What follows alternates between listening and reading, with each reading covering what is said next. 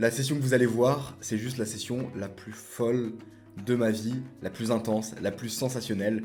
J'espère vraiment que vous allez vous régaler. Pour vous contextualiser la chose, je suis toujours au Cambodge avec Hugo. Et la dernière session, c'était vraiment catastrophique parce que les joueurs chinois qui me donnaient beaucoup d'argent à la base, et bah, ils étaient plus ok pour jouer contre moi parce qu'ils avaient trop perdu et du coup ils me fuyaient et ils créaient des tables privées entre eux. Donc moi j'étais vraiment niqué parce que je dois finir le challenge 1K ou 100K. J'ai autour de 9 000 € à monter et le problème c'est que s'il n'y a pas de 5-10 ou de 10-25 qui tournent, ça va vraiment être très compliqué parce que faut aller en 2-5. Le problème c'est que ça prend du temps, c'est des petites limites et si tous les joueurs chinois qui ont beaucoup d'argent jouent entre eux, bah juste en fait l'argent c'est beaucoup plus difficile de venir le prendre. Donc à ce moment là je suis à mon hôtel un peu dégoûté, il faut savoir qu'il y a une application qui s'appelle Poker Atlas où en fait on peut voir les différents casinos et les games qui tournent.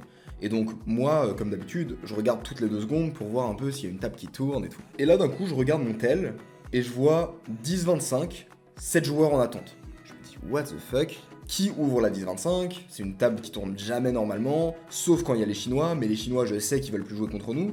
Et je suis en mode, what the fuck, qu'est-ce qui se passe? Directement, je prends un taxi, je m'habille en vite fait, genre vraiment en schlag, et je fonce directement pour pouvoir aller grind. Je rentre dans le casino, je vais à fond pour pouvoir aller le plus vite à la salle pour avoir ma place. Et là, j'arrive dans la poker room, et je vois genre 4-5 joueurs récréatifs que j'ai jamais vu nulle part, que j'ai jamais vu avant, qui ont l'air mais genre vraiment très mauvais, et je me dis putain waouh, incroyable. Malheureusement le temps que j'arrive la table s'était remplie, mais j'étais premier sur la waiting list, je me mets vraiment genre juste à côté pour être sûr de pas louper, je veux même pas aller aux toilettes ou aller me chercher une bouteille d'eau ou rien du tout, je reste là jusqu'à ce que ma place se libère. Ok, du coup la 10-25 elle est lancée, la table elle est ultra belle, là moi faut 100% que j'ai le next seat, c'est obligatoire. Du coup là je vais y rester, et j'ai même pas envie d'aller pisser, genre vraiment faut que je reste. Et finalement, j'accède à la table, je décide de cash in seulement 3 000 $, j'ai pas envie qu'il y ait une variance non plus de fou, il y a énormément de gros stacks autour de 5, 6, 7 000, mais je préfère y aller tranquille. C'est des nouveaux joueurs, ça veut dire que je les connais pas. Donc je veux d'abord un peu jouer, les voir jouer, les analyser, les observer, et ensuite quand j'aurai plus d'informations, là je pourrais cash in plus gros, mais sinon c'est trop risqué en termes de variance, parce que étant donné que je connais pas les mecs, je vais me retrouver dans des pots avec énormément de profondeur, ça va être hyper compliqué, je vais jouer un peu à l'aveugle, donc je préfère rester à un stack relativement petit. Et le début de session se passe de manière relativement classique, je gagne des petits pots, je perds des petits pots, il n'y a rien de fou, je suis en train d'analyser les joueurs, je vois qu'ils ont beaucoup de leaks, mais étant donné que je viens d'arriver seulement depuis 20-30 minutes à la table, j'ai pas encore d'informations vraiment solides, je suis encore dans une phase d'observation. Et le truc c'est que les pots grossissent très vite, parce que la blinde elle est à 25, ça veut dire que la relance en général elle est autour de 125-150, et donc quand il y a 3 joueurs dans le pot il fait 500,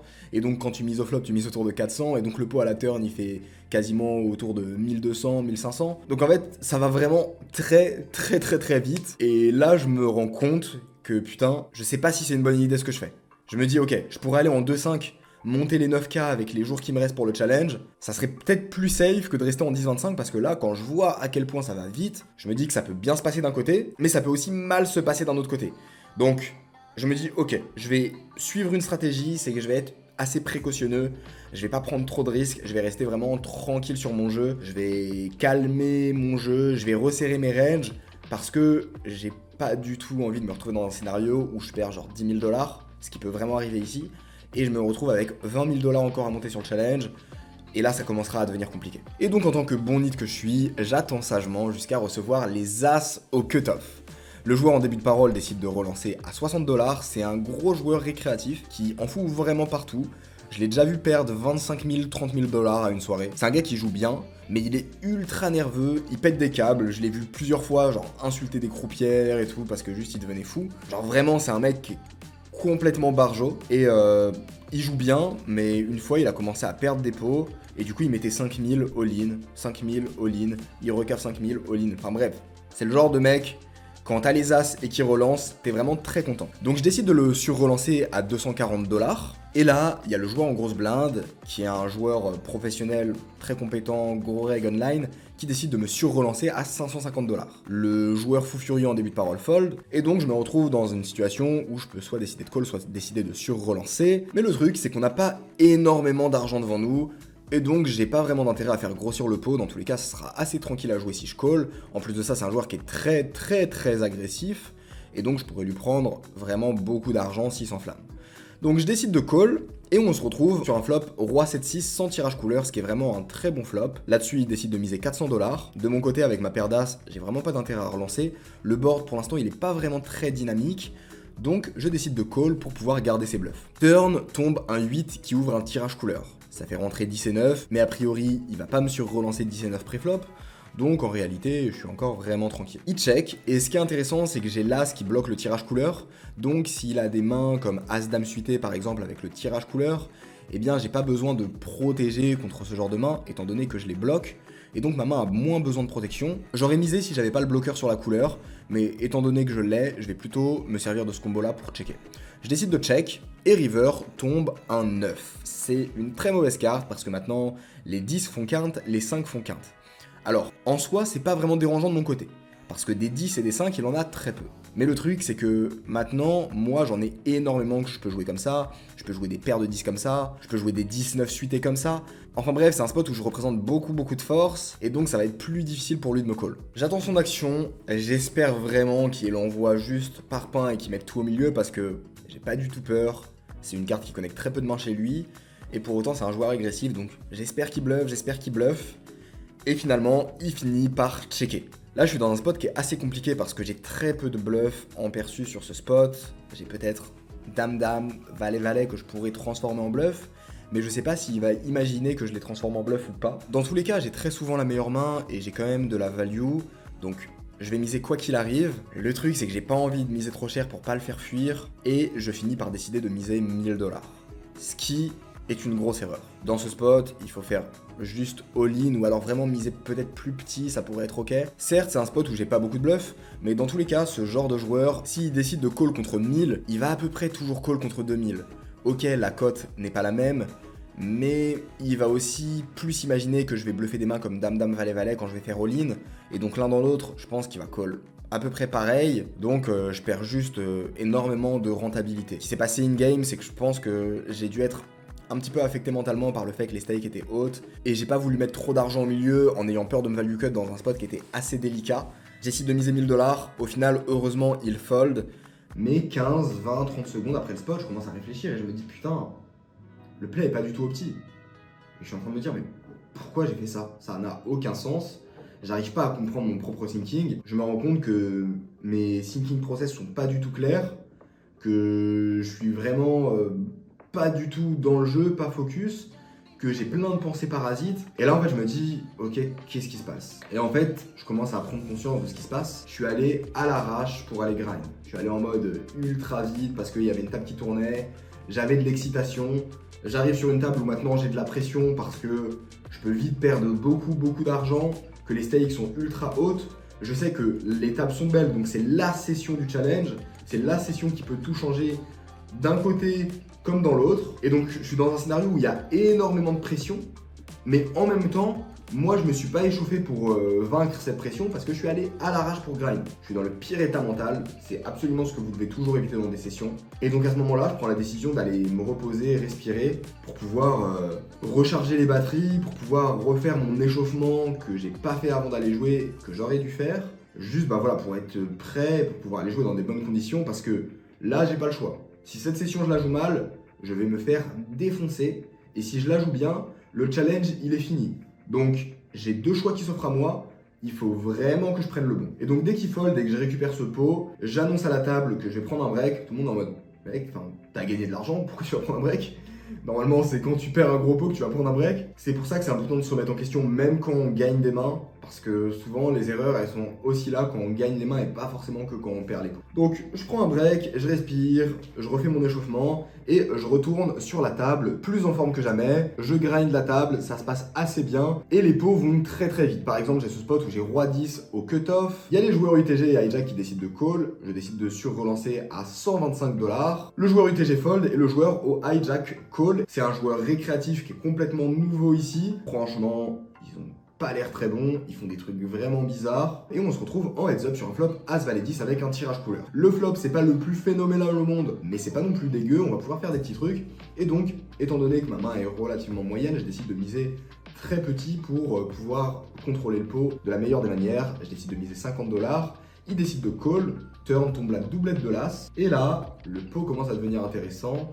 Il décide de reprendre l'initiative et de miser 250 $. D'un côté, ma main elle est très faible, mais de l'autre, ça représente pas grand chose. Parce que si ici il a un petit as, il va pas se dire waouh trop bien, je viens de toucher brelan, je vais faire grossir le pot. Il sait que j'ai relancé et que j'ai quand même beaucoup d'as qui le dominent complètement, que c'est un board très dangereux où je peux avoir des foules, des quintes, et donc il s'amuserait pas à miser aussi cher en mode je suis bien. Pour autant, c'est complètement le genre de spot que les mecs peuvent aimer transformer en bluff sur une doublette avec des petites paires, avec des mains un peu dégueu. Et donc, avec mon 10, je me sens vraiment très bien dans ce spot parce que j'imagine très peu de mains en value. Pour autant, je peux imaginer beaucoup de bluffs que je bats. J'ai encore de l'équité et donc je décide de call. River tombe la triplette de l'as. C'est très bien parce que ça enlève ces combinaisons possibles de brelan d'as qu'il pouvait avoir à la turn. Il check, pour autant j'ai pas d'intérêt à miser. Je décide de check, il jette ses cartes et je gagne ce pot qui me fait quand même 500 $ de profit. Pour vous dire que même des pots qui sont assez petits, au final ça va très vite en termes de winning parce que les blindes sont hautes et parce que les mecs n'ont pas peur de mettre l'argent au milieu. La session se passe très bien, comme sur des roulettes, aucun spot compliqué, jusqu'à ce qu'arrive ce spot décisif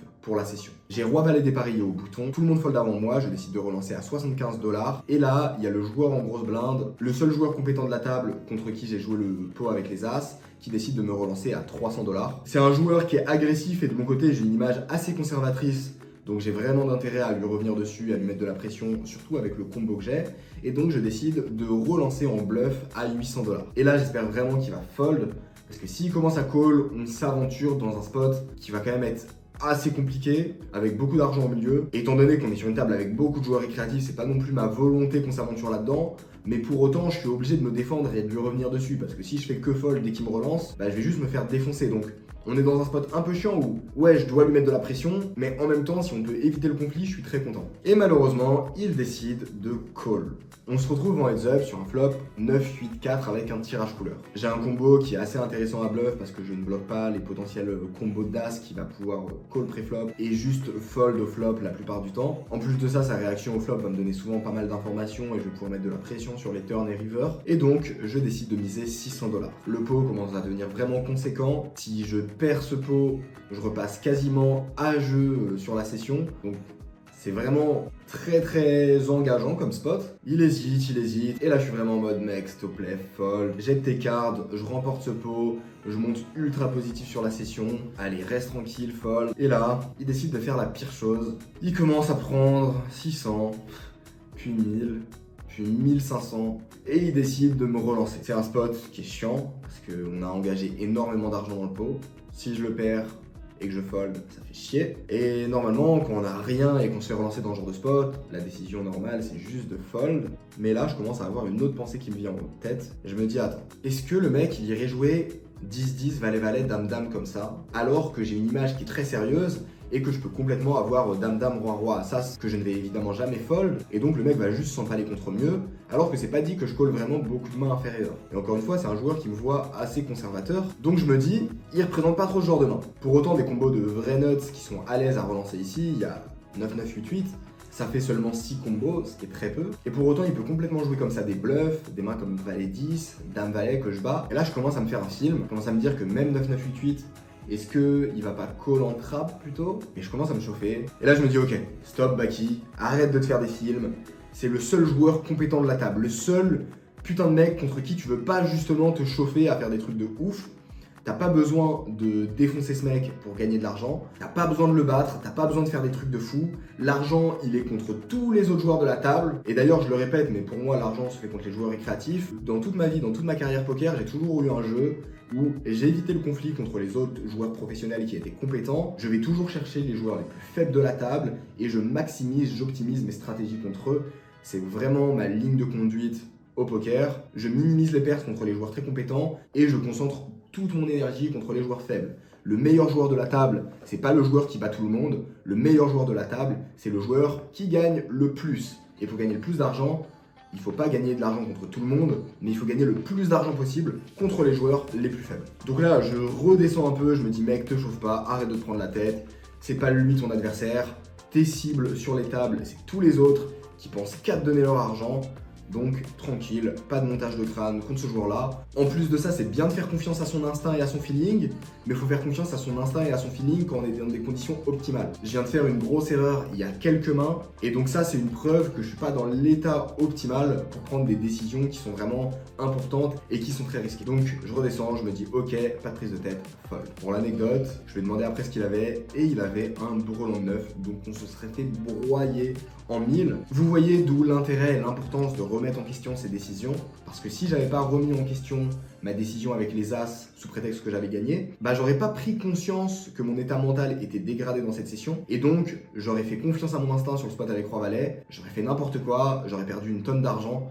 Donc pour vous montrer que c'est vraiment important de se remettre en question et de toujours analyser son état mental en permanence. Bon, malgré le fait qu'on ait limité la casse, on est quand même bien dégoûté d'avoir perdu ce spot, et malheureusement ça s'enchaîne. Je me retrouve sur beaucoup de pots qui sont relativement petits par rapport aux montants qui sont joués sur la table, mais où je peux pas faire grand chose et où je perds 300, 400 dollars par-ci par-là. Je vais voir un flop, j'ai un tirage, je touche pas mon tirage et je perds 300, 400 par-ci par-là, et mon stack commence à descendre à 3000, 2800, 2500, je décide de remettre 500 dollars sur la table pour rester à 3000 de stack. Le scénario se répète, je perds un petit pot à 300 dollars, je remets encore une fois 500 dollars sur la table, et ensuite j'arrive à gagner quelques petits pots du même genre, rien de très intéressant, des trucs très basiques, et je me retrouve dans une situation où j'ai donc 3500 dollars sur la table pour 4000 dollars de déposé, donc je suis en négatif de 500 dollars sur la session, et on arrive sur un fameux spot très décisif.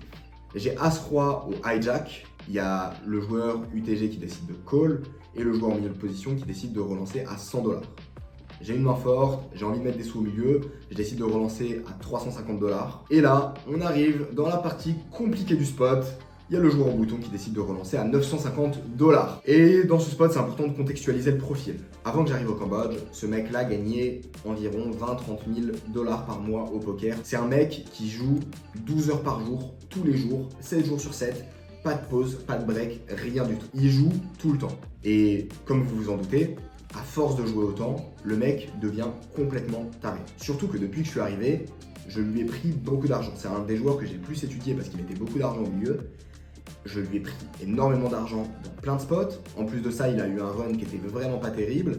Et il a commencé à complètement disjoncter. J'ai eu beaucoup de scénarios contre lui où il a pété des caps parce que je gagnais des mains, il jetait ses cartes, il parlait mal au croupier. Il a essayé plusieurs fois de m'extraire de la table pour pas m'avoir en adversaire. Notamment, je prends de temps en temps des petits breaks pour justement aller respirer, faire des pompes et remonter l'énergie. Et lui, dès que je fais ce genre de pause, il va voir le floor et il se plaint que je prends des trop gros temps de break, que ça fait casser la table, etc.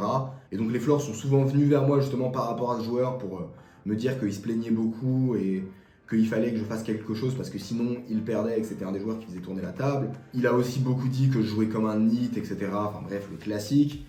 Mais en gros, c'est vraiment un joueur qui m'aimait pas et qui voulait que je sorte de la table. Et pour le coup, je l'ai outplay complètement dans plein de spots et je lui ai pris beaucoup d'argent. Au final, avec son bad run, son mauvais contrôle des émotions, il a fini par avoir une vraie descente aux enfers où il a commencé à perdre des montants astronomiques. Je sais pas exactement ses pertes sur le mois, mais il a fait des sessions où il a perdu 20-25 000 dollars en une seule session et il a quasiment fait que des sessions négatives. La décision finale de ce joueur qui venait à chaque fois et mettait 20 000 dollars sur la table dès qu'il venait, et bah ça a été d'aller retourner en 2-5 pour aller jouer des petites limites pour justement pas devenir fou et arrêter de dépenser son argent.